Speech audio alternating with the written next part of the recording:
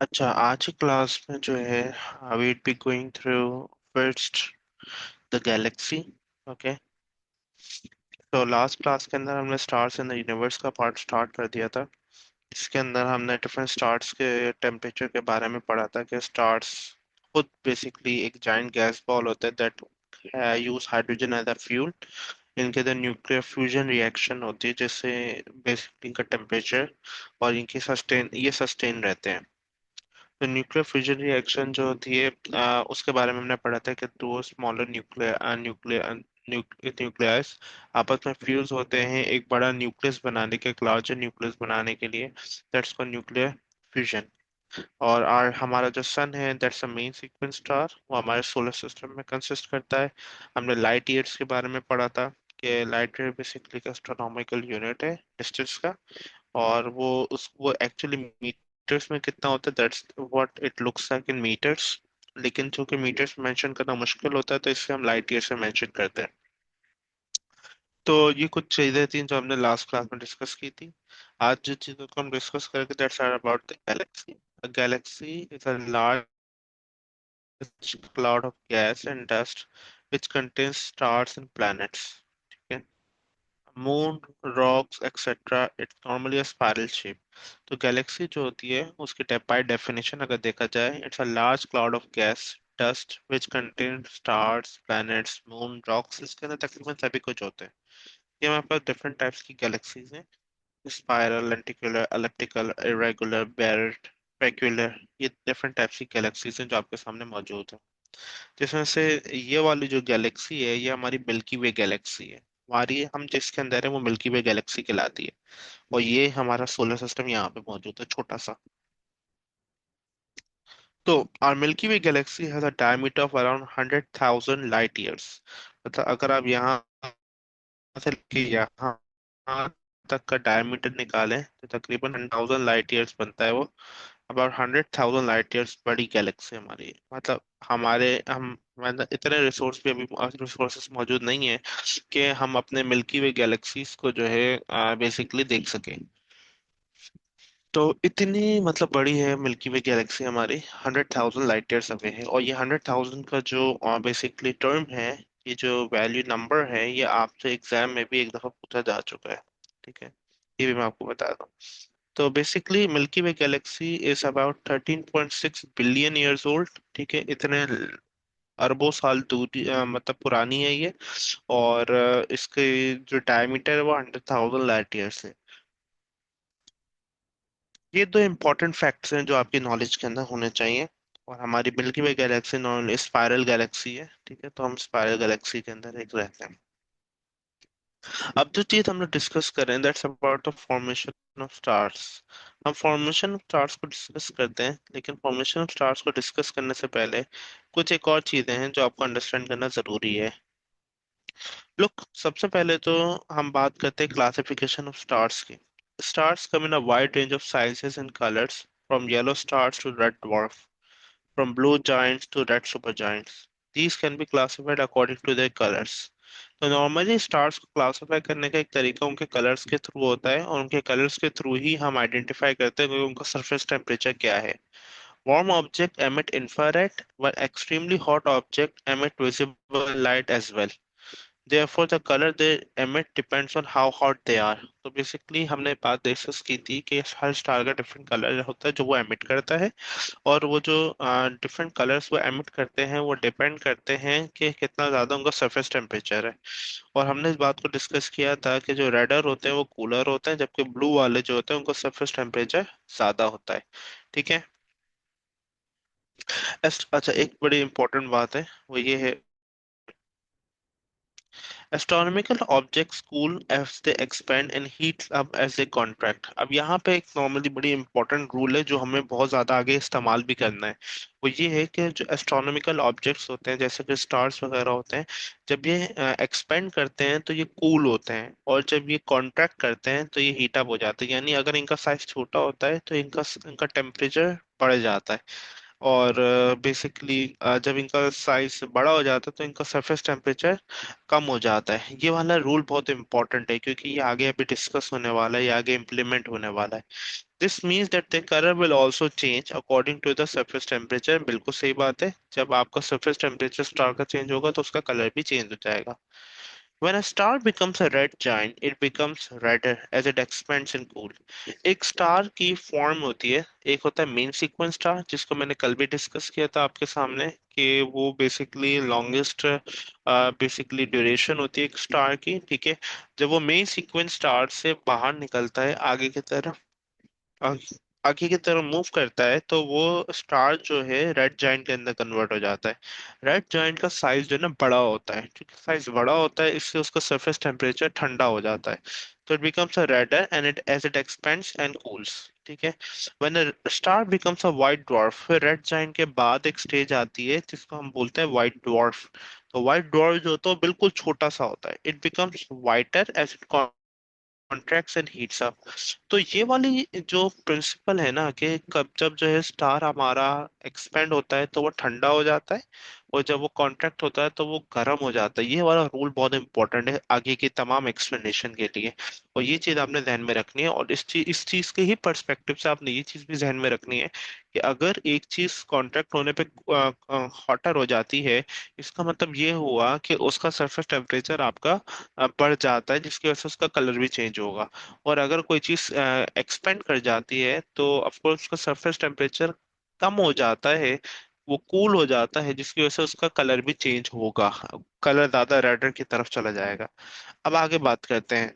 देखो, सबसे पहले life cycle of a star के बारे में डिस्कस करने से पहले मैं इस चार्ट को डिस्कस करना इंपॉर्टेंट समझता हूँ।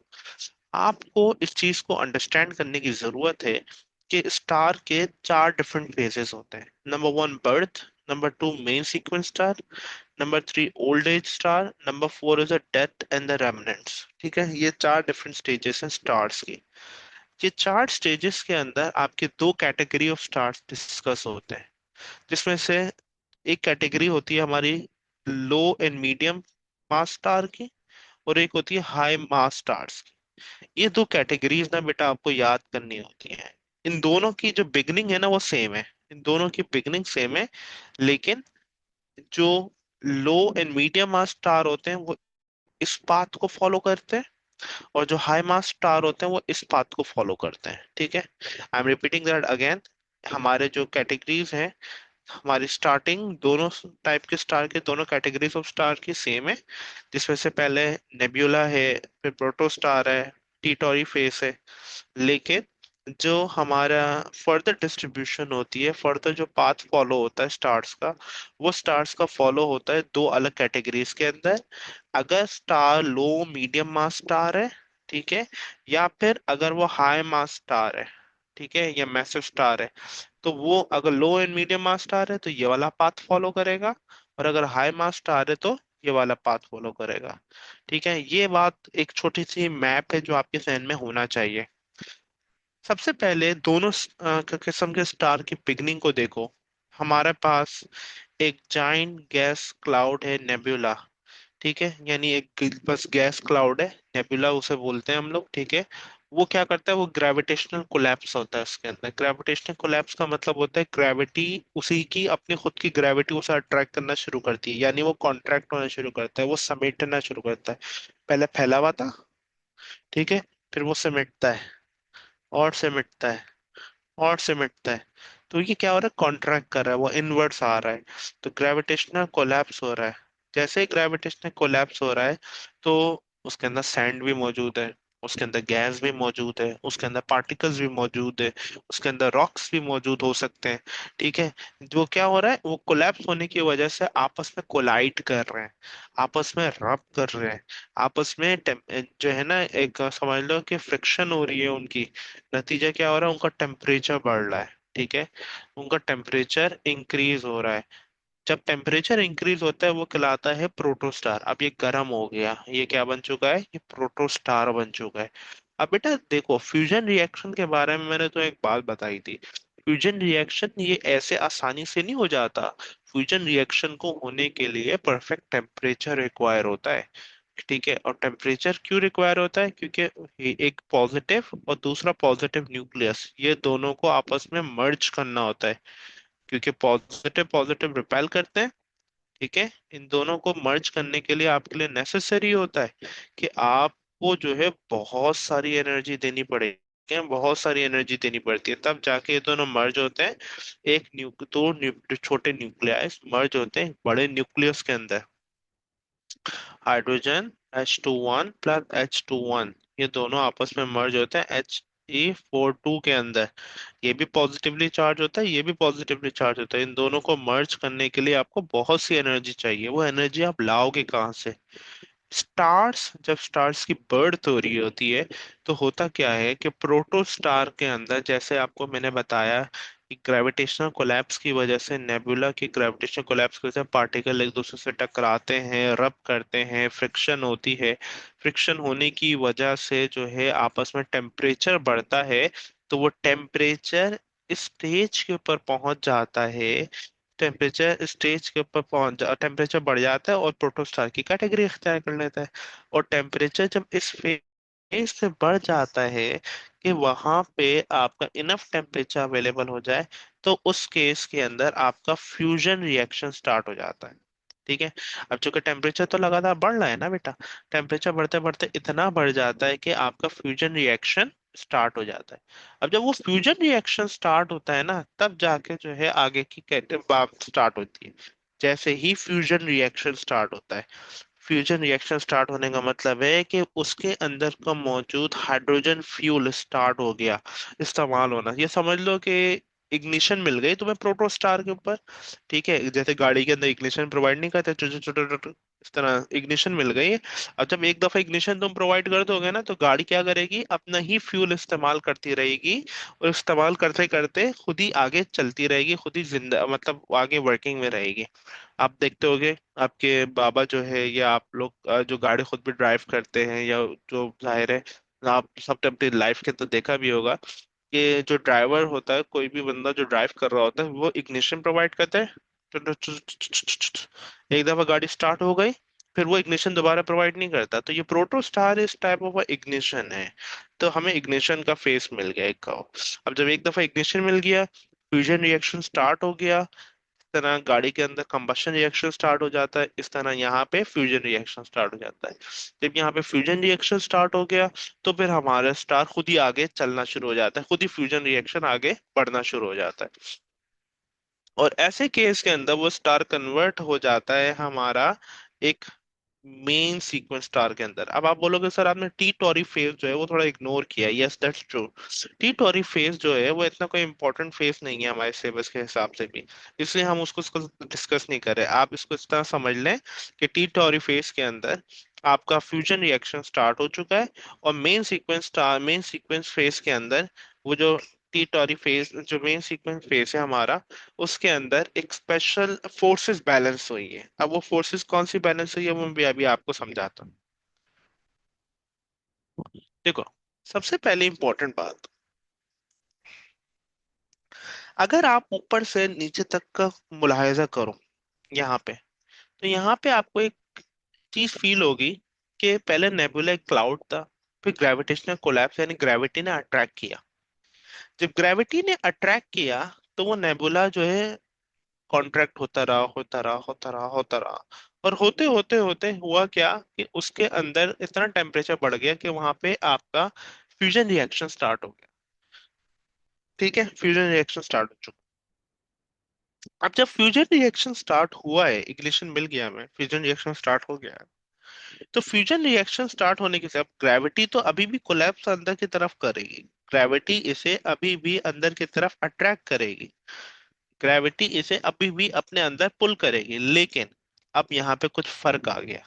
अब फ्यूजन रिएक्शन स्टार्ट हो चुका है। फ्यूजन रिएक्शन की सबसे अच्छी कैटेगरी पता है क्वालिटी क्या होती है?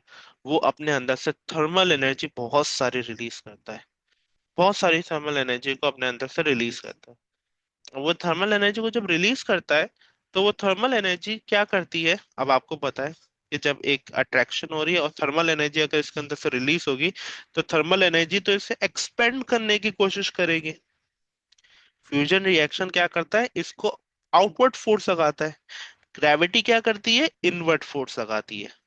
ठीक है, ग्रेविटी इनवर्ट फोर्स लगाती है, उसे अपने तरफ अट्रैक्ट करती है। फ्यूजन रिएक्शन क्या करता है, आउटवर्ड फोर्स लगाता है। जब ये इनवर्ट फोर्स जो ग्रेविटी है और जो आउटवर्ड फोर्स है जो कि फ्यूजन की वजह से स्टार्ट हो रही है, फ्यूजन की वजह से हो रही है आपके, जब ये दोनों फोर्सेस बैलेंस हो जाती हैं, मेरी बात को बड़े तवज्जो से सुनिएगा, जब ये दोनों फोर्सेस बैलेंस हो जाती हैं तो आपका स्टार मेन सीक्वेंस स्टार के अंदर कन्वर्ट हो जाता है। यानी हमारा जो सन है इसके अंदर अगर आप गौर करें तो इसके अंदर जो हमारी जो ग्रेविटेशनल पुल है सन का खुद का, और जो सन के अंदर फ्यूजन रिएक्शन हो रहा है उसके कोर के अंदर फ्यूजन रिएक्शन जो चल रहा है, वो दोनों अभी बैलेंस है। तभी हमारा स्टार मेन सीक्वेंस स्टार के अंदर कन्वर्ट हुआ हुआ है, और तभी हमारा जो सन है वो एक बैलेंस या फिर एक प्रॉपर स्टेबल सन के तौर पे, स्टेबल स्टार के तौर पे हमारे साथ मौजूद है। वरना स्टार अनस्टेबल हो जाता है। ठीक है, तो बेसिकली यहाँ तक जो है मेन सीक्वेंस स्टार को डिस्कस किया हमने। अभी मैं सिर्फ ओवरव्यू दे रहा हूँ, हर एक एक फेज को डिस्कस करूंगा, लेकिन अभी सिर्फ ओवरव्यू दे रहा हूँ ताकि एक मैपिंग तुम्हारे माइंड में क्रिएट रहे, और फिर इंशाल्लाह जो है हम लोग उसको डिस्कस करते रहेंगे हर एक चीज के हवाले से। अब जब मेन सीक्वेंस स्टार के अंदर आता है ना बेटा, तो मेन सीक्वेंस स्टार के दो कैटेगरी। पहली कैटेगरी, वो category low and medium mass star. हमारा सन एक स्टैंडर्ड के तौर पे इस्तेमाल होता है। हमारा सन का मास 1 सोलर मास कहलाता है। ठीक है, हमारा सन का मास 1 सोलर मास कहलाता है। ऐसे स्टार्स जिनका मास 1 सोलर मास हो, ऐसे स्टार्स जिनका मास 1 सोलर मास हो या इससे कम हो, वो ये वाला पाथ फॉलो करते हैं। लेकिन ऐसे स्टार्स जिनका मास 1 सोलर मास से ज्यादा हो या 5 सोलर मास से ज्यादा हो, ऐसे स्टार्स ये वाला पाथ फॉलो करते हैं। ठीक है, यानी ऐसे स्टार्स जिनका मास आपके सन से ज्यादा हो, वो ये वाला पाथ फॉलो करेंगे। तो अगर हम अपने सूरज की बात करें ना, तो हमारा सूरज अभी इस स्टेज के ऊपर मौजूद है, लेकिन hundreds and thousands of years बाद हमारा सूरज वो कन्वर्ट होगा रेड जाइंट के अंदर, फिर होगा प्लैनेटरी नेब्यूला के अंदर एक धमाका होगा, और उस धमाके के कोर को बोला जाएगा व्हाइट ड्वार्फ, और व्हाइट ड्वार्फ में फर्दर कूल होगा और कन्वर्ट हो जाएगा ब्लैक ड्वार्फ के अंदर। लेकिन ऐसे स्टार्स जो कि हमारे सन से बहुत बड़े बड़े स्टार्स हैं, ठीक है, जो कि हाई मास स्टार्स हैं, ठीक है, उनका क्या होगा, वो रेड सुपर जायंट के अंदर कन्वर्ट होंगे, फिर वो सुपरनोवा होगा, उसके अंदर एक बड़ा सा धमाका होगा, और सुपरनोवा के बाद जो कोर होगा वो कन्वर्ट होगा न्यूट्रॉन स्टार और ब्लैक होल के अंदर। या तो वो न्यूट्रॉन स्टार के अंदर कन्वर्ट होता है या फिर ब्लैक होल के अंदर कन्वर्ट होता है। बेटा ये सीक्वेंस ना आपसे एग्जाम में पूछी जाती है, तो ये सीक्वेंस आपको पता होनी चाहिए, तीनों दोनों की सीक्वेंस। और एग्जामिनर इसको अलग करके पूछता है, एग्जामिनर इसको अलग करके पूछता है, तो दोनों सीक्वेंसेस को अलग अलग करके पूछा जाता है। और आपसे कभी कभार स्टार्टिंग के बारे में पूछता है, आपसे प्रोसेस के बारे में पूछता है, डिफरेंट चीजों के हवाले से अलग अलग किस्म के क्वेश्चंस बनाता है। ये था एक overview of basically life cycle of star. ये बहुत अहम है आपके स्पेस फिजिक्स के कैटेगरी के अंदर, क्योंकि इससे बहुत सारे क्वेश्चंस बनते हैं। नेक्स्ट, जब हमने ओवरव्यू कर लिया तो थोड़ा सा हम थ्योरेटिकल पॉइंट ऑफ व्यू से इसको जज करने की तरफ जाते हैं। नंबर वन, सबसे पहले इंपॉर्टेंट बात लिखा हुआ है, हम बात कर रहे हैं life cycle of a solar mass star, यानी हमारे सूरज के बारे में बात हो रही है। ठीक है, हमारा सोलर मास स्टार जो कि हमारा सूरज है, उसकी लाइफ साइकिल, या ऐसा स्टार जिसका मास सूरज के मास से कम हो। मेरी बात बड़ा इंपॉर्टेंट है, सुनिएगा।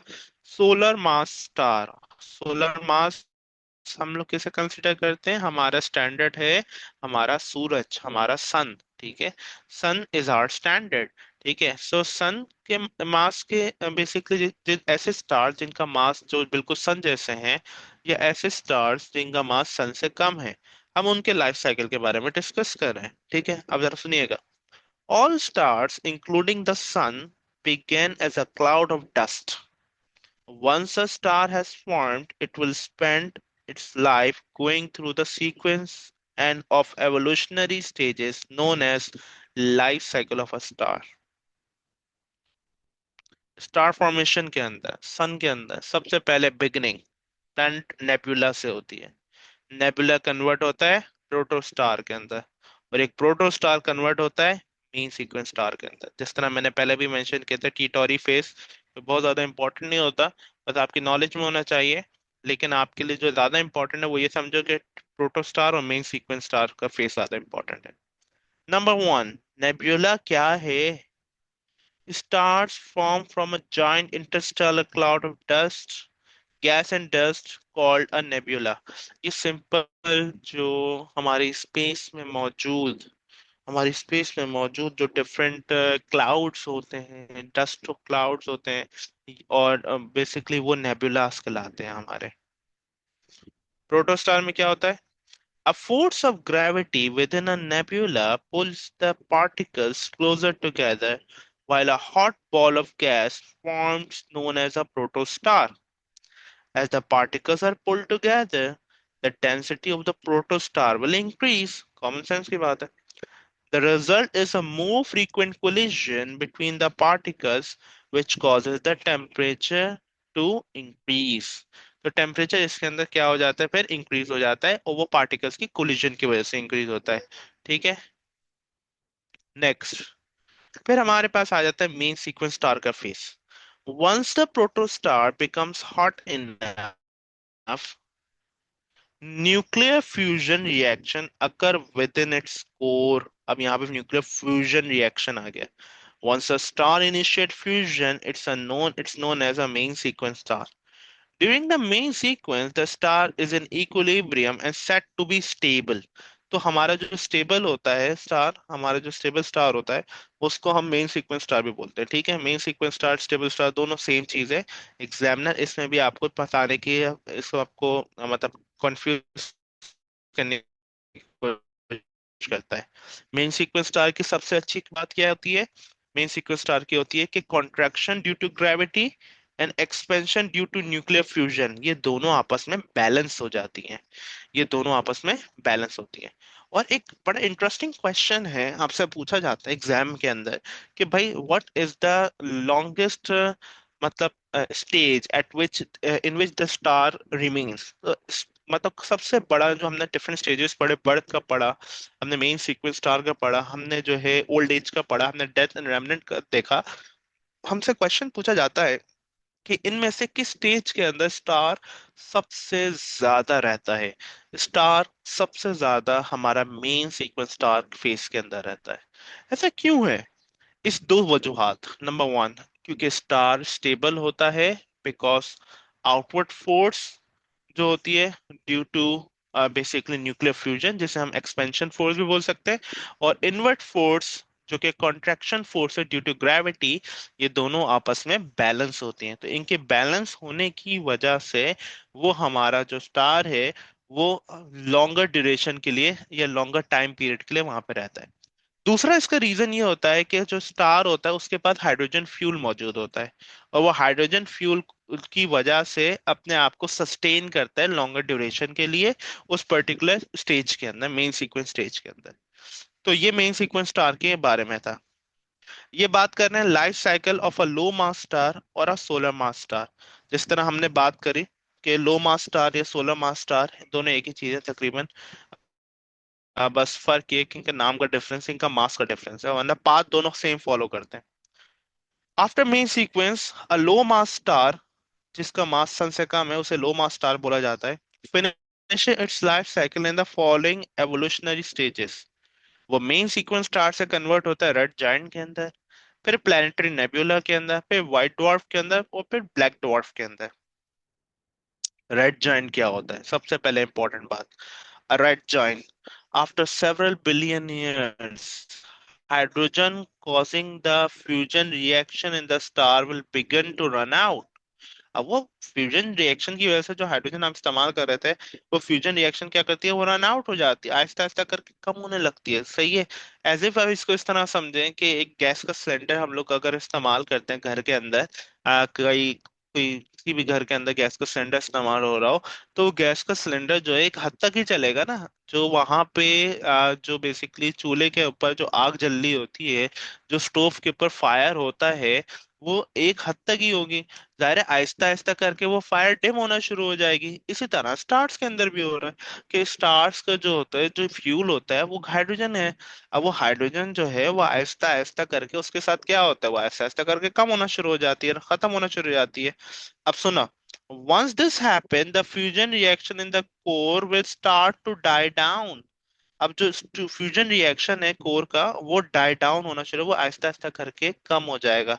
Star will begin to fuse helium which causes the outer part of the star to expand. अब बड़ा इंपॉर्टेंट स्टेज है यहाँ पे, ये बड़ा इंपॉर्टेंट चीज है, जरा समझना। सही है, इसकी इंपॉर्टेंट स्टेज को समझिएगा। कि भाई वो कह रहा है कि भाई हाइड्रोजन खत्म हो रही है, ठीक है, हाइड्रोजन अब नहीं है हो रही, हाइड्रोजन खत्म हो चुकी है हमारे पास, ये खत्म होने वाली है, ठीक है, रेड जाइंट के अंदर।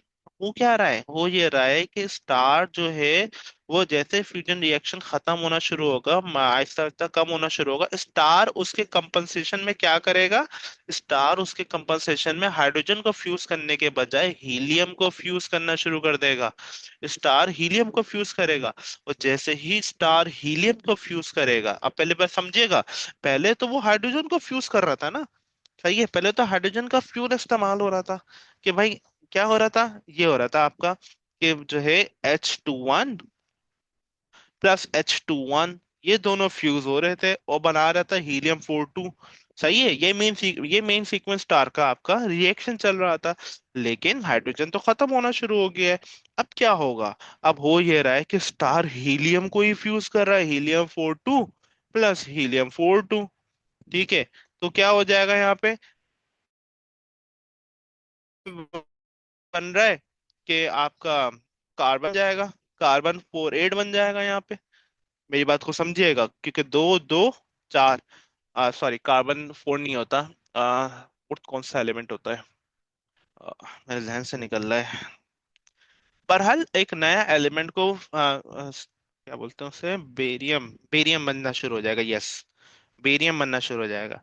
ठीक है, तो हीलियम 4 2 + हीलियम 4 2, ये दोनों कंबाइन बना लेंगे क्या, बेरियम 4 8, बेरियम 4 8 बना लेंगे। अब स्टार ने शुरू कर दिया, स्टार ने बेसिकली इसको जो एनर्जी मिलती है वो तो फ्यूजन रिएक्शन की वजह से मिलती है ना। अब वो फ्यूजन रिएक्शन की वजह से उसको एनर्जी लेनी है, उसको अपने आप को सस्टेन करना है, तो वो किस तरह करता है, वो हीलियम को ही फ्यूज करना शुरू कर देता है न्यू एलिमेंट्स के अंदर। काफी इंटरेस्टिंग है, जरा देखिएगा। जैसे हीलियम 4 2 है और हीलियम 4 2, ये आपस में कंबाइन हो जाते हैं, बनाते हैं बेरियम, बेरियम बनाते हैं। और अबाउट बेरियम 4 8, लेट सपोज अगर एक बेरियम 8 4 वो कंबाइन होता है एक और हीलियम 4 2 के साथ, तो बनाएंगे हमारा क्या, सारा पीरियोडिक टेबल के वही निकल गए मेरे दिमाग से। 4 + 2, एक सेकंड मुझे जरा पीरियोडिक टेबल खोलना था, क्योंकि पीरियोडिक टेबल के एलिमेंट्स बनना शुरू हो जाता है।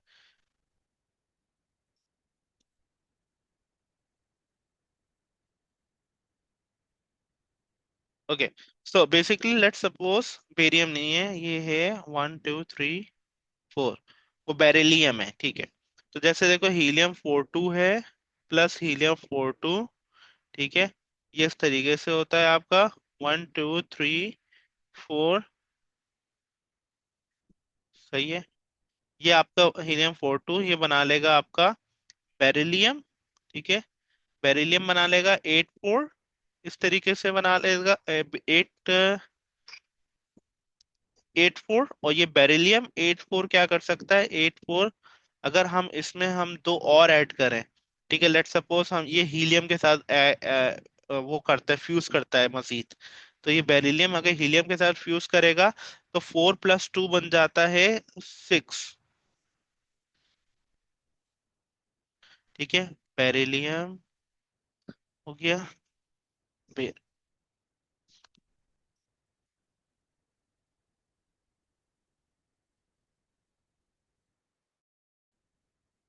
बेरिलियम 4 प्लस हीलियम 2, ये बन जाएगा कार्बन 6। ठीक है, 8 9 10 11 12, कार्बन 12 6 हो जाएगा। ठीक है, ये कार्बन 12 6 बन जाता है। ये पूरा जो प्रोसेस मैं तुम्हें समझाने की कोशिश कर रहा हूँ कि यार ये हो क्या रहा है। हाइड्रोजन फ्यूल खत्म हो चुका है, हीलियम ने अपने आप को फ्यूज करना शुरू कर, हीलियम फ्यूज, स्टार ने हीलियम को फ्यूज करना शुरू कर दिया। जब स्टार हीलियम को फ्यूज करना शुरू करेगा तो उसका नतीजा क्या निकलेगा? उसका नतीजा ये निकलेगा कि स्टार जो है वो हीलियम को फ्यूज करने की वजह से अचानक एक्सपेंड कर जाएगा। और जब स्टार हीलियम को फ्यूज करने की वजह से अचानक एक्सपेंड करेगा तो उसका फायदा, उसका वो कहलाता है फिर रेड जाइंट। अब मेरी बात को समझो, अभी अभी हमने थोड़ा सा ऊपर ये बात पढ़ी थी कि जब भी कोई celestial astronomical object such as stars, astronomical object जब हमारे एक्सपेंड करते हैं तो वो कूलर हो जाते हैं, ठीक है, ठंडे हो जाते हैं। और हमारे एस्ट्रोनॉमिकल ऑब्जेक्ट जब एक्सपेंड करते हैं वो कूलर हो जाते हैं, और चूंकि उसका सरफेस टेम्परेचर कम होता है इसलिए उनका कलर का डिफरेंस भी आता है। तो हमारे यहाँ पे कलर का डिफरेंस भी आता है। तो हमारा एस्ट्रोनॉमिकल ऑब्जेक्ट यहाँ पे स्टार है, और जब वो हमारा स्टार कूल करता है, तो बेसिकली सॉरी एक्सपेंड करता है, एक्सपेंड होने की वजह से उसको कूल होता है। और कूल होने के बाद जो है उसका सरफेस टेम्परेचर जो होता है वो कम हो जाता है, और वो कन्वर्ट हो जाता है एक रेड जाइंट के अंदर। इस तरीके से वो एक रेड जाइंट के अंदर कन्वर्ट हो जाता है, इस तरीके से। अच्छा, एग्जाम में क्वेश्चन आता है, एग्जाम में क्वेश्चन पूछा जाता है कि रेड जाइंट के अंदर जो है, जो हमारे हैवियर एलिमेंट्स होते हैं, जैसे जो आयरन से पहले के एलिमेंट्स हैं, वो कहाँ पे बनते हैं? वो बनते हैं आपका fusion reaction core of the red giant के अंदर। अभी मैंने तुम्हें दिखाया भी कि बेसिकली हमारा एक पहले हाइड्रोजन हाइड्रोजन फ्यूज करके हीलियम बना रहे थे, हीलियम हीलियम फ्यूज करके बेरिलियम बना रहे थे, बेरिलियम हीलियम फ्यूज करके कार्बन बना रहे थे। इसी तरह से आप मजीद इसको प्रोसेस को आगे कंटिन्यू करते चले जाएं, ऑक्सीजन बनती है, और डिफरेंट डिफरेंट एलिमेंट, यानी पीरियोडिक टेबल के जो डिफरेंट एलिमेंट्स है ना वो कोर ऑफ द स्टार के अंदर बनते हैं। तो कोर ऑफ द स्टार कौन सा है? Red giant. रेड जाइंट और रेड सुपर जाइंट, इनके कोर के अंदर ये हमारे एलिमेंट्स तैयार होते हैं। सबसे पहले इंपॉर्टेंट बात। अच्छा, लेकिन ये कहाँ तक तैयार हो सकते हैं? टिल आयरन, टिल आयरन, सिर्फ आयरन तक के elements core of the star के अंदर रेडी हो सकते हैं। और आयरन का जो एटॉमिक नंबर है, जो प्रोटॉन नंबर है, वो 56 है। यानी आपके एलिमेंट इतने फ्यूज हो सकते हैं कि बड़ी आयरन तक इंपॉर्टेंट पहुंच। बात। सॉरी।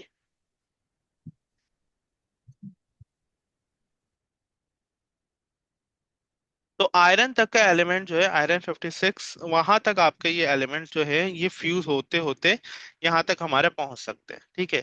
तो इन शॉर्ट अगर आप पूरी इस बात को कंसीडर करें, इस बात को अंडरस्टैंड करें, तो हमारे पीरियोडिक टेबल के डिफरेंट एलिमेंट जो है कोर ऑफ द स्टार के अंदर तैयार होना शुरू हो जाते हैं। Now the next thing very important. चलो भाई, अब हम लोग इतना हमने फ्यूज करते रहे करते रहे करते रहे, फिर क्या होगा? फिर होगा ये कि एक वक्त आएगा कि the red giant it will explode and shed its mass into space, leaving behind a core। एक धमाका होगा बहुत जोर का। मैं अभी इस वाले कैटेगरी को डिस्कस करूं, एक धमाका होगा जोर का, रेड जाइंट एक्सप्लोड कर जाएगा, और उस एक्सप्लोजन को बोलते हैं हम लोग प्लानिटरी नेब्यूला। प्लानिटरी नेब्यूला, अब अगर हम नेबुला से स्टार्ट किया तो वापस हम प्लानिटरी नेबुला आ गए। बिल्कुल ऐसा ही है, हम एक नेबुला के ऊपर आए। अब प्लानिटरी नेबुला की हम बात करें तो ये बड़ा एक इंपॉर्टेंट स्टेज होता है। प्लानिटरी नेबुला के अंदर वो एलिमेंट्स बनते, इतनी एनर्जी रिलीज होती है कि ये वो एलिमेंट्स तैयार करती है जिनका मास आयरन से भी ज्यादा होता है, जैसे यूरेनियम, जैसे कि आयोडीन। ठीक है, इस तरह के हैवियर एलिमेंट्स जो कि जिनके मास आयरन से ज्यादा होते हैं, वो प्लानिटरी नेबुला के अंदर रेडी होते हैं हमारे। तो यहाँ तक आयरन वाले एलिमेंट्स रेडी होते हैं, यहाँ तक यहाँ पे प्लान जब धमाका होता है ना तो प्लानिटरी नेबुला के अंदर आपके वो एलिमेंट्स पीरियोडिक टेबल के जो कि आयरन से बड़े होते हैं, वो एलिमेंट्स यहाँ पे रेडी होते हैं। नेक्स्ट, जो प्लानिटरी नेबुला के अंदर एक वाइट सी बीच में चीज देख रहे होगे तो ये कोर है आपका। जो स्टार का कोर था वो कोर कहलाता है व्हाइट डॉर्फ। और ये कोर जो कि कॉन्ट्रैक्ट हुआ हुआ होता है, छोटा होता है। तो हमने ये बात डिस्कस की थी कि वो सेलेस्टियल बॉडीज जो कि कॉन्ट्रैक्ट होती हैं, जो कि छोटी होती हैं, वहां पे बेसिकली उनका सरफेस टेम्परेचर इंक्रीज हो जाता है और उनका कलर चेंज हो जाता है। तो हमारा सेलेस्टियल बॉडी जो ये वाइट डॉर्फ है, इसको हम लोग वाइट, वाइट का मतलब सफेद, डॉर्फ का मतलब छोटा। वाइट डॉर्फ का जो है, इसका सरफेस टेम्परेचर आपका ज्यादा होता है, ठीक है। और इसका सरफेस टेम्परेचर ज्यादा होने के साथ साथ इसका कलर उसी हिसाब से व्हाइट के अंदर कन्वर्ट हो जाता है। और फिर जब जैसे जैसे जैसे ये कूल होता चला जाता है, तो फिर ये ब्लैक डॉर्फ के अंदर कन्वर्ट हो जाता है। ये प्रोसेस है हमारा लो मास स्टार का, ठीक है। अब हम बात करते हैं हाई मास स्टार की, जो कि मोर और लेस सेम ही है, ज्यादा कोई डिफरेंस नहीं है। Life cycle of a larger star या लार्जर मास स्टार, ऐसे स्टार्स की बात हो रही है जिनका मास जो है सन के मास से बड़ा होता है, ठीक है। यानी हम अब बात करने वाले हैं इस चीज के हवाले से, ठीक है। अप्रोक्सीमेटली तकरीबन सेम स्टेप्स हैं, बस थोड़ा से डिफरेंस है, ज्यादा डिफरेंस नहीं होता।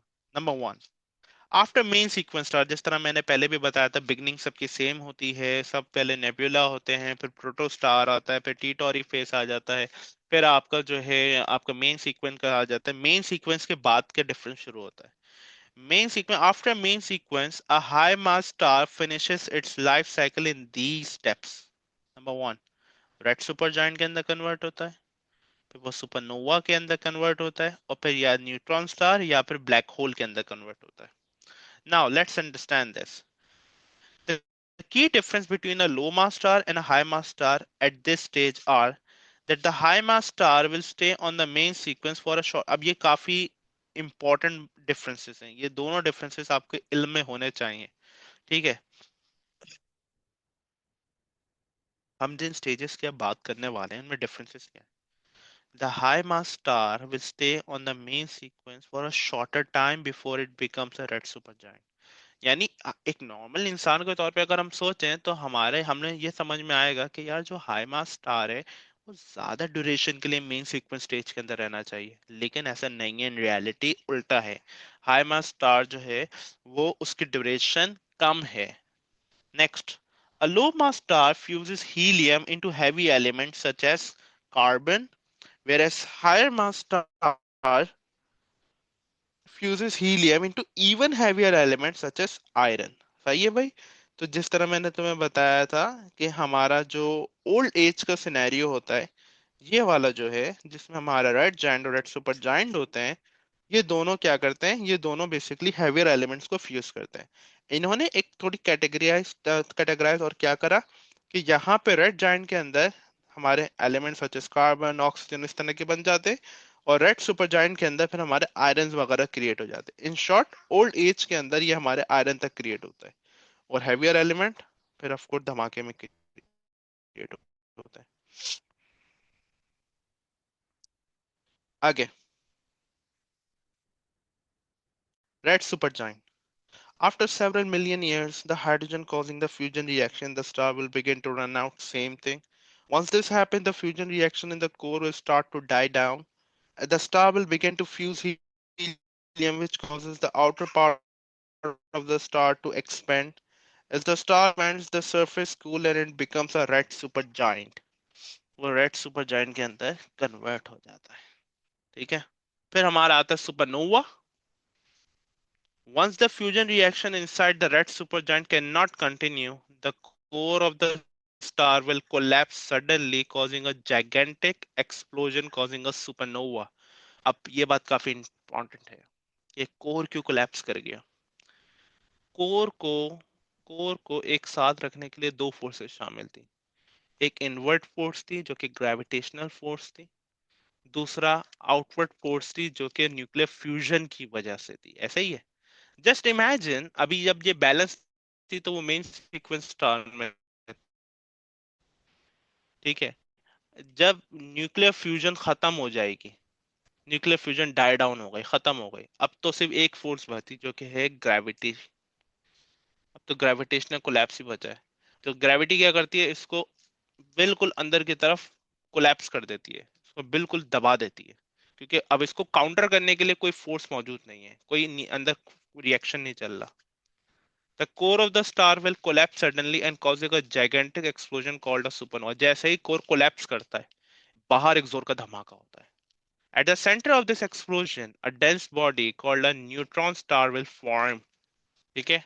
इस पूरे प्रोसेस के अंदर जब ये एक्सप्लोजन हो रहा होता है, तो यहाँ पे जो है आपका एक एक्सप्लोजन के अंदर एक जो बीच में एक ऑब्जेक्ट क्रिएट होता है, उसको एक डेंसर बॉडी जो कि है, उसको हम एक न्यूट्रॉन स्टार बोलते हैं। अभी मैं न्यूट्रॉन स्टार को भी दिखाता हूँ आपको। The outer remnants of the star are ejected into the space, forming new cloud of dust and gases called nebula। अब ये काफी इंटरेस्टिंग चीज है। ये चीज जो है ना, ये इस पे मैं काफी हैरान होता हूँ, सुनना बात को। तो वो क्या बोल रहा है कि भाई एक कोर होगा जो कोलैप्स करेगा, उसकी वजह से एक धमाका होगा, और जो स्टार के जो आउटर सरफेसेस हैं वो जो है वो डिफरेंट आपका स्पेस के अंदर जो है फैल जाएंगी। ठीक है, वो स्पेस के अंदर आपका मतलब फेंक दी जाएंगी सुपरनोवा की वजह से, और वो छोटे छोटे से नेबुलास बना लेंगे।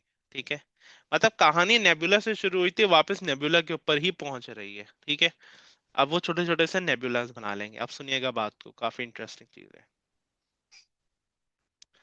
ठीक है, may form new planetary nebulas.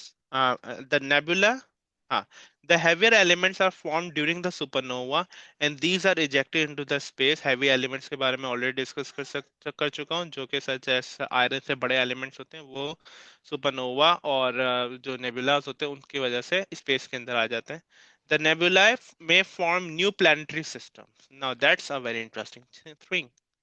New planetary system का मतलब होता है कि नए प्लैनेट्स बन सकते हैं नेबुला से। ठीक है, नए स्टार्स और नए प्लैनेट्स क्रिएट हो सकते हैं। अब सर एक तवज्जो से एक चीज को सुनो, जो काफी इंपॉर्टेंट बात है, जिससे यहाँ पे असल में अकल हैरान रहती है। इस बात शुरू हुई थी एक नेबुला से, और नेबुला को आप कंसिडर कर लो एज अ सीड। फिर वो कन्वर्ट हुआ एक आपके प्रोटोस्टार के अंदर, यानी एक पौधा उगा। फिर वो कन्वर्ट हुआ आपके मेन सीक्वेंस स्टार के अंदर, यानी पौधा बड़ा हुआ। ठीक है, फिर वो कन्वर्ट हुआ आपका ओल्ड एज के अंदर। ठीक है, यानी पर गोया कि उसने फल दिया, कुछ दिया, और फिर वो जो है एक्सप्लोड करा। ठीक है, और एक्सप्लोड करके उसने क्या करा, उसने अपने बीज और जगहों पे फैला दिए। यानी एक पेड़ था, वो उठा, वो बीज था पहले, फिर वो पेड़ के अंदर कन्वर्ट हुआ, उसके बाद उसकी शाखें निकली, फिर उसमें से मजीद जो है बीज निकले, और उन बीज से मजीद पेड़ निकले। ठीक है, तो स्टार्स के साथ भी ऐसा ही हो रहा है। क्या हो रहा है, पहले एक नेबुला था, वो एक स्टार के अंदर का प्रोटो स्टार में होता है, फिर वो मेन सीक्वेंस स्टार में होता है, फिर फिर रेड जाइंट या रेड सुपर जाइंट बनाता है, फिर वो एक्सप्लोड करता है, और एक्सप्लोड करने की वजह से वो नेबुला के अंदर वापस कन्वर्ट हो जाता है अगर वो लो मास स्टार है। और अगर वो हाई मास स्टार है तो वो सुपरनोवा होता है, जिससे मजीद प्लानिटरी नेबुलास बनते हैं, मजीद नेबुलास क्रिएट होते हैं, जिससे प्लानिटरी सिस्टम्स बनते हैं, मजीद स्टार्स बनते हैं। यानी एक स्टार से मजीद और स्टार्स का बनना। तो अल्लाह ताला ने तकरीबन, अगर आप गौर करो तो इंसान की जिंदगी में भी इसी तरीके से, स्टार्स की जिंदगी में भी इसी तरीके से है, आपके प्लांट्स की जिंदगी भी इसी तरीके से है। यानी आप चीजों के ऊपर गौर करते चले जाओ तो तकरीबन हर चीज की जिंदगी इसी तरीके से। पहले कोई एक होता है, उससे मजीद उसके ऑफस्प्रिंग्स निकलते हैं, फिर मजीद वो जो उसका खुद होता है वो खत्म हो जाता है, उसके ऑफस्प्रिंग्स रहते हैं, और ये प्रोसेस कंटिन्यू होता चला जाता है। ये मखलूक का जो है ना लाइफ साइकिल है पूरा। तो स्टार भी एक मखलूक है असल में अल्लाह की, जो अल्लाह ताला ने बनाई है। तो इसलिए इसका भी हमें कंटिन्यूस एक पैटर्न क्रिएट होता हुआ देख रहा होता है इसके अंदर। तो खैर ये एक ऊपर की बात थी, जो गौर व फिक्र की बात है। तो बेसिकली आपने डिस्कस प्लानिटरी नेबुला, दोस नेबुला में फॉर्म न्यू प्लानिटरी सिस्टम्स, जो कि हमारा एक जो सोलर सिस्टम है ना, it's a type of a planetary system. Planetary system क्या होता है, जिसके बीच में एक स्टार हो और उसके अराउंड प्लैनेट्स ऑर्बिट कर रहे हैं, वो प्लानिटरी सिस्टम्स कहलाते हैं आपके। ठीक है, नेक्स्ट। अच्छा, आ, आपका बन गया, यहाँ पे सुपरनोवा हुआ। सुपरनोवा होने के बाद जो है हमारा बीच में एक न्यूट्रॉन स्टार बन चुका था, और न्यूट्रॉन स्टार बनेगा या फिर ब्लैक होल बनेगा।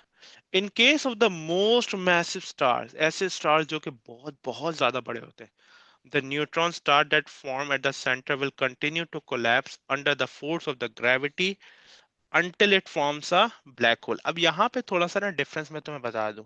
हमारे सिलेबस में बोला जाता है कि या तो वो बनेगा, क्या नाम है, न्यूट्रॉन स्टार, या फिर वो ब्लैक होल बनेगा। इट्स इधर दैट और दैट, ठीक है। हमारे ये थोड़ा सा डिफाइंड है ज्यादा, जो आपको दिख रहा है यहाँ पे, ये बहुत ज्यादा डिफाइंड चीज है। In case of the most massive, the neutron star where that forms at the center will continue to collapse under the force of the gravity until it forms a black hole. A black hole is extremely dense point in space that not even light can escape. Black hole एक ऐसा object होता है जिसके light भी escape नहीं कर सकती। तो ये बेसिकली इसका पर्सपेक्टिव होता है। न्यूट्रॉन स्टार इस तरह का होता है, ठीक है। इस तरह का न्यूट्रॉन स्टार है, आप देख रहे हैं इसको। और मैं अगर थोड़ा सा आपको दिखा पाऊँ उसके अंदर में,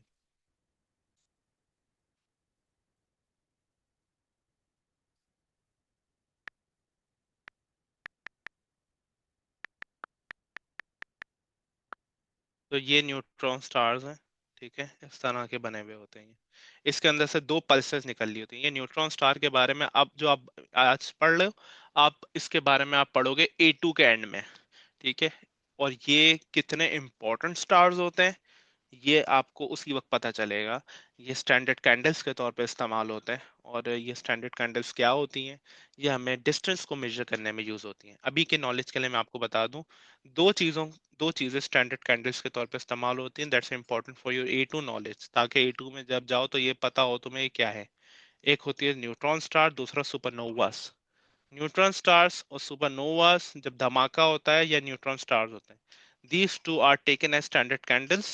स्टैंडर्ड कैंडल्स का मतलब ये होता है कि these are the basically the moments in the space that are used to measure the distances between the galaxies। मुझे कैसे पता चला फला गैलेक्सी जो एंड्रोमेडा गैलेक्सी है मुझसे इतने बिलियन लाइट ईयर दूर है? मैं तो गया ही नहीं हूँ कभी वहां पे, ना कभी जा सकता हूँ। तो मैं साइंटिस्ट को कैसे पता चल जाता है? They use standard candles to determine that, okay. वो स्टैंडर्ड कैंडल्स को इस्तेमाल करते हैं उस चीज को डिटरमिन करने के लिए, ठीक है। अच्छा जी, अब आज की आखिरी बात बिल्कुल स्पेस फिजिक्स के हवाले से। ये हमारा सब डिस्कस हो चुका। इसके अंदर कुछ और डिटेल्स है, नोट्स के अंदर थोड़ा डिफरेंट करके लिखा हुआ है, आप चाहे तो उसको देख लीजिएगा। बाकी जिससे मैंने भी पढ़ाया वो मैं आपको इंशाल्लाह दिखा दूंगा।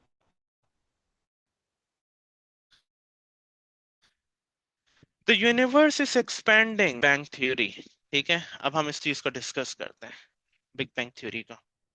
बिग बैंग थ्योरी को अंडरस्टैंड करने से पहले आपको अंडरस्टैंड करना पड़ेगा डोपलर इफेक्ट को। What is the Doppler effect? Doppler effect एक ऐसा इफेक्ट होता है कि हम बोलते हैं कि जब भी कोई चीज हमें अप्रोच करती है, ये काफी इंपॉर्टेंट है, जरा तवज्जो से सुनना। कब भी कोई चीज हमें अप्रोच करती है और ये हमसे दूर जाती है, उसकी फ्रीक्वेंसी और उसकी वेवलेंथ चेंज हो जाती है। ये हम लोग अपने रियल लाइफ में एक्सपीरियंस करते हैं। जब एक एम्बुलेंस जो है वो हमारी तरफ आ रही होती है, वी बीइंग एन ऑब्जर्वर ए, जब एक एम्बुलेंस हमारी तरफ आ रही होती है तो एम्बुलेंस का साउंड हमें इस तरह से दिखता है, टू नो नो नो टू नो नो नो नो नो, मतलब इस तरीके से आपको दिख रहा है। you'll feel like a sense of urgency is being created। The toon toon toon toon toon sound is being very highly, it's going above and low, very continuously, very oftenly. That's called a high frequency sound. And in other words, it can be called as a low wavelength sound. But what if the ambulance is moving away from me? Okay okay. अगर एक ambulance मुझसे दूर जा रही होगी तो आपने उस साउंड को फील किया होगा, टू डू डू डू डू डू, इस तरह। now what's happening? You can see the ups and downs that are coming, they are taking a much longer time now. That indicates the lower frequency sound or wave। तो फ्रीक्वेंसी, जब भी चीज आपकी तरफ आ रही होगी और वो साउंड बना रही होगी, इनफैक्ट उसकी कोई भी फ्रीक्वेंसी या वेव, कोई भी चीज जिसकी फ्रीक्वेंसी या वेवलेंथ होगी, चाहे वो साउंड हो चाहे वो लाइट हो, उसकी फ्रीक्वेंसी जब वो आपकी तरफ आएगी हायर हो जाएगी और उसकी जो वेवलेंथ है वो कम हो जाएगी। लेकिन अगर वो आपसे दूर जा रही होगी अगर वो चीज आपसे दूर जा रही होगी, जो कि उस लाइट को प्रोड्यूस कर रहा है या उस साउंड को प्रोड्यूस कर रहा है, यू विल फील लाइक उसका वेव लेंथ इंक्रीज हो जाएगा, उसकी फ्रीक्वेंसी लो हो जाएगी। अभी हमने एम्बुलेंस वाले एग्जाम्पल को देखा। तो करीब आएगा तो हाई फ्रीक्वेंसी लो वेवलेंथ, दूर जाएगा तो लो फ्रीक्वेंसी हाई वेवलेंथ। ये दो बातें ध्यान में रखनी है। इस ये कहलाता है डोपलर इफेक्ट। अच्छा, इस डोपलर इफेक्ट के जरिए से हम हमारा यूनिवर्स एक्सपेंड हो रहा है, इस चीज को समझेंगे। When an object move, its frequency and the wavelength change होती है, अभी हमने डिस्कस किया। Object moving towards the observer, frequency increases, wavelength decreasing. Object moving away from the observer, frequency decreases, wavelength increases. This is called as a Doppler effect. ये Doppler effect कहलाता है आपका। ठीक है, ये Doppler effect कहलाता है। अब ये जो डोपलर इफेक्ट है ना, ये लाइट के साथ भी होता है, ये रोशनी के साथ भी होता है। ये बेसिकली जो हमारी लाइट है, तो क्या पता है आपको, ये भी एज अ वेव बिहेव करती है, ये इसके साथ भी होता है। लाइट की भी वेवलेंथ होती है, लाइट की भी फ्रीक्वेंसी होती है। आप एक चीज को ऑब्जर्व करो इस चीज के अंदर ना, ये वो लाइट का पैटर्न है, जो ये स्पेक्ट्रम ऑफ लाइट है, जो कि हमने कैप्चर किया हमारे सन से या हमारी लैब में। इसको जरा गौर से तवज्जो से देखना। इसके अंदर डिफरेंट कलर्स आपको दिख रहे हैं, red, orange, yellow, green, blue, violet, indigo violet, इस तरीके से दिख रहे हैं मिक्स कलर्स। और फिर आपको कुछ ब्लैक लाइंस दिख रही हैं इस तरीके से, ये ब्लैक लाइंस है। ठीक है, ये वो मिसिंग वेवलेंथ्स हैं जो आपको रिसीव नहीं हुए। ये स्पेक्ट्रम है जो आपने ड्रॉ करा सन से या फिर लैब के अंदर। Light spectrum from a close object such as sun. और एक और चीज पर गौर करना कि यहाँ पे वेवलेंथ इंक्रीज हो रही है, इसका मतलब ये हुआ कि जब वॉयलेट से हम रेड की तरफ जाते हैं तो वेवलेंथ इंक्रीज होती है। ये वाली बात काफी इंपॉर्टेंट है। ठीक है, और याद रहे, अगर वेवलेंथ इंक्रीज होती है इसका मतलब ऑब्जेक्ट दूर जा रहा है। नाउ, जो हमारा एक डिस्टेंट गैलेक्सी है, जो हम गैलेक्सी हमसे दूर है, या डिस्टेंट स्टार है, जो स्टार हमसे दूर है, जब मैंने उसकी रोशनी को कैप्चर किया और उससे स्पेक्ट्रम बनाया, जब मैंने उसकी रोशनी को कैप्चर किया और उससे स्पेक्ट्रम बनाया, तो उस स्पेक्ट्रम और पहले वाले जो करीब मेरे वाले जो सन से मैंने स्पेक्ट्रम बनाया, और सन या लैब से जो स्पेक्ट्रम बनाया, और जो डिस्टेंट गैलेक्सी, जो गैलेक्सी दूर थी, उससे जो स्पेक्ट्रम बनाया, उसको कंपेयर करो जरा। तो मैं दिखेगा कि यार ये वाली लाइन इधर आ गई है, ये वाली लाइन इधर आई है, ये इधर, ये इस तरफ मूव करी है, ये सब लाइनें इस तरफ मूव करी है। अगर तुम गौर करो तो ये जा रही है red end of the spectrum की तरफ, ये रेड की तरफ मूव कर रही है। ये जो रेड की तरफ मूव कर रही है ना, इसको कहते हैं हम रेड शिफ्ट। ये जो लाइंस रेड कलर की तरफ मूव कर रही हैं, ये कहलाती हैं रेड शिफ्ट। और रेड, क्योंकि रेड की तरफ जाने का मतलब वेवलेंथ का बढ़ना है, रेड की तरफ जाने का मतलब वेवलेंथ का बढ़ना है। और डोपलर इफेक्ट के हिसाब से अगर वेवलेंथ इंक्रीज हो, तो जो चीज की लाइट आपने कैप्चर की थी, अगर वेवलेंथ इंक्रीज हो, जो चीज की लाइट आपने कैप्चर की थी वो आपसे दूर जा रही है। मतलब क्या हुआ? मतलब ये हुआ, ये जो गैलेक्सी है ना, ये मेरे करीब नहीं आ रही, ये मुझसे दूर जा रही है। अगर यही हमारा उल्टा होता, मतलब ये रेड की जगह इस तरफ शिफ्ट हो रही होती, तो ये हम कहते हैं ये हमसे करीब आ रही है, वो कहलाता है ब्लू शिफ्ट। एक होता है कॉन्सेप्ट रेड शिफ्ट, दूसरा होता है ब्लू शिफ्ट। रेड शिफ्ट के अंदर क्या होता है कि वो red end of the spectrum की तरफ मूव करती हैं लाइंस। ठीक है, और ब्लू शिफ्ट क्या होता है, वो blue end of the spectrum की तरफ मूव करती हैं। लेकिन हमने कैप्चर जब किया अपनी गैलेक्सीज को, तो वो हमारी जो लाइंस थी वो red end of the spectrum की तरफ जा रही थी। दैट इंडिकेट्स दैट बेसिकली हमारे जो ऑब्जेक्ट्स हैं, जो गैलेक्सीज हैं, जो सन, जो डिफरेंट चीजें हैं, वो हमसे दूर जा रहे हैं। ठीक है, सन तो नहीं बोलेंगे, स्टार्स हैं, वो हमसे दूर जा रहे हैं। मतलब डिफरेंट ये। अच्छा, अब कोई चीज अगर हमसे दूर जा रही है तो कंटिन्यूअसली दूर ही जाती रहेगी। The redshift shows that the observed wavelength of the light coming from the distant stars have a longer wavelength than the actual wavelength when viewed through telescope. It validates that the universe is expanding and is continuing to expand. अगर वो चीज हमसे दूर जा रही है तो certainly इसका मतलब ये हुआ कि वो expand कर रही है. अगर वो हमारे करीब आ रही होती तो हम बोलते वो contract कर रही है, लेकिन यहाँ पे हमारा expansion हो रही है. It also supports the Big Bang theory if everything is continuing to expand. बड़े तवज्जो से बात सुनना समझने वाली है. If everything is continuing to expand, that means अगर हम पास्ट में जाएं, अगर हम टाइम को रिवर्स करें, they would be contracting. Time के आगे जा रहे हैं तो एक्सपेंड कर रही है. अगर टाइम को रिवर्स करोगे तो हमारे से करीब आ जाएगी. तो अगर आप टाइम को कॉन्ट्रैक्ट करते पीछे चलते चले जाओ तो वो कॉन्ट्रैक्शन होती रहेगी. There must have been a starting point.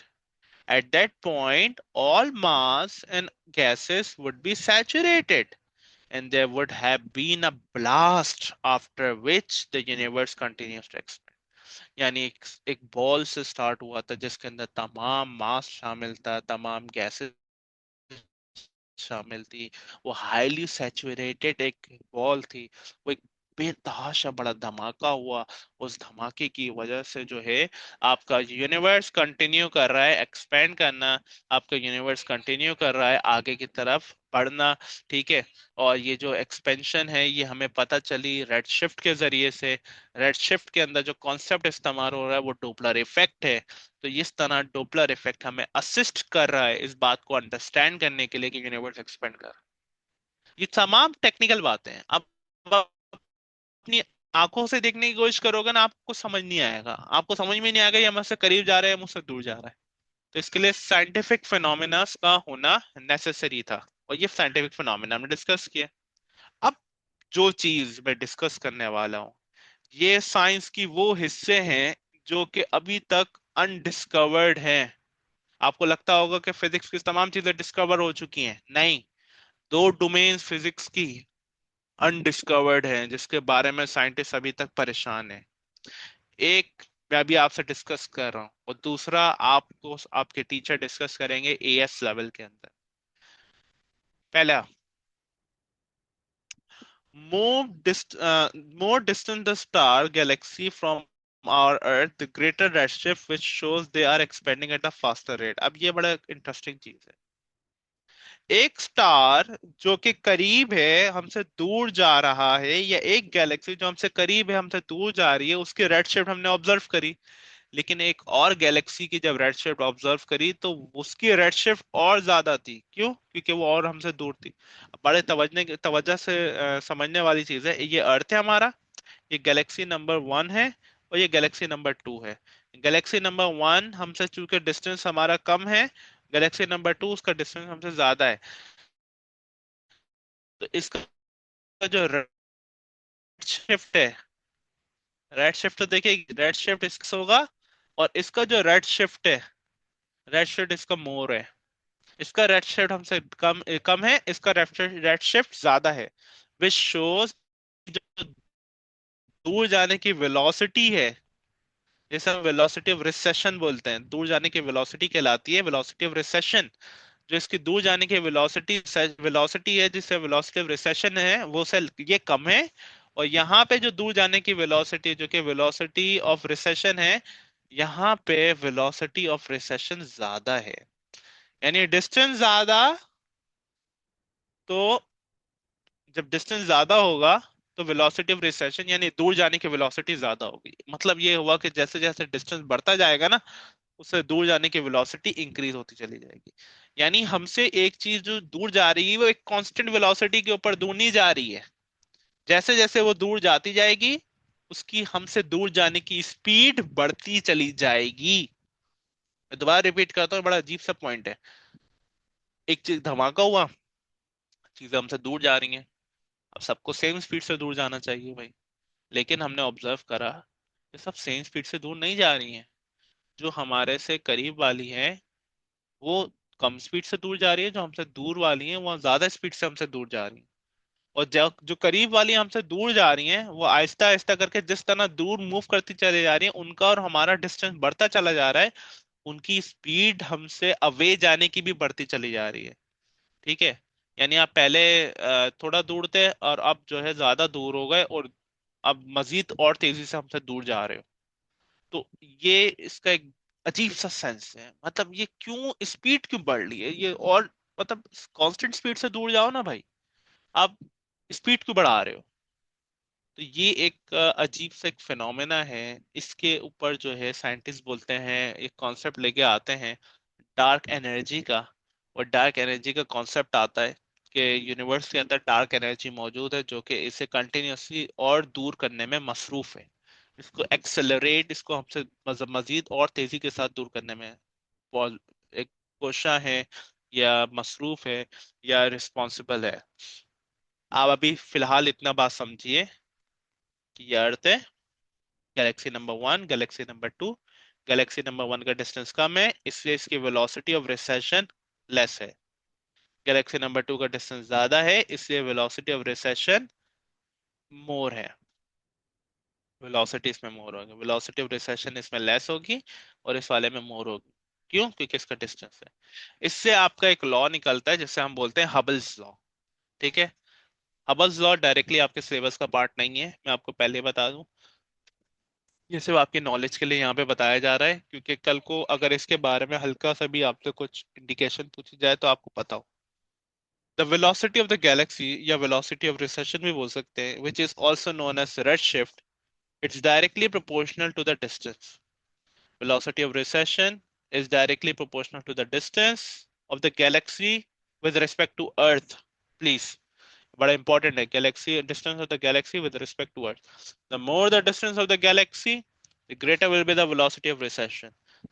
The lesser the distance of the galaxy, lesser will be the velocity of recession. और इनके दरमियान एक कांस्टेंट होता है जिसे हम बोलते हैं हबल्स कांस्टेंट।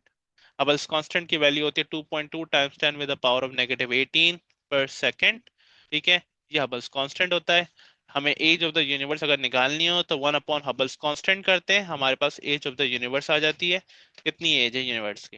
बहरहाल अभी के लिए फिलहाल इतना काफी है। और यहाँ पे आते ही हमारा हबल्स कांस्टेंट, हबल्स लॉ को डिस्कस करने के बाद हमारा जो सिलेबस है इंटायरली खत्म हो जाता है। ठीक है। सिलेबस के अंदर कोई चीज नहीं बचती है। और अल्हम्दुलिल्लाह हमने अपना सिलेबस ना वाइंड अप कर लिया है। ठीक है। जज़ाकल्लाह। आपके जहन में कोई क्वेश्चंस वगैरह हों तो आप पूछ सकते हैं। ठीक है।